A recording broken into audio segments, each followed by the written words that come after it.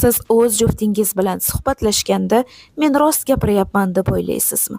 Shoshilmang, yo'q bunday emas deyishga shoshilmang. Bu gap hamma ayollar uchun emas. Bu gap o'zini yo'qotib qo'ygan ayollar uchun. Siz shu darajada boshqalarga moslashib yashaysizki, hatto o'zingiz nima xohlashingizni bilmaysiz. Har bitta so'zingiz ichingizdagi haqiqatga qarshi ishlaydi.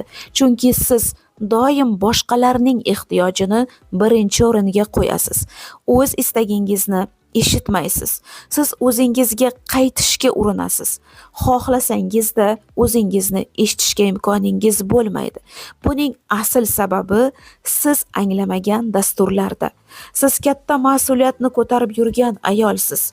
Hatto har bitta qarorda, har bitta suhbatda, har bitta munosabatda siz boshqalarni tanlaysiz. Go'yoki barchaning hissiy yukini siz ko'tarib yuribsiz. Mana shu takrorlanayotgan holatlardan charchadingizmi? O'zingizni tanlashni, ortiqcha yukni esa egalariga qaytarishni istaysizmi? Kommentariyada o'zim so'zini yozib qoldiring. Men siz uchun har bitta og'riqni ildiziga olib boruvchi eng kuchli video darsligimni joylayman.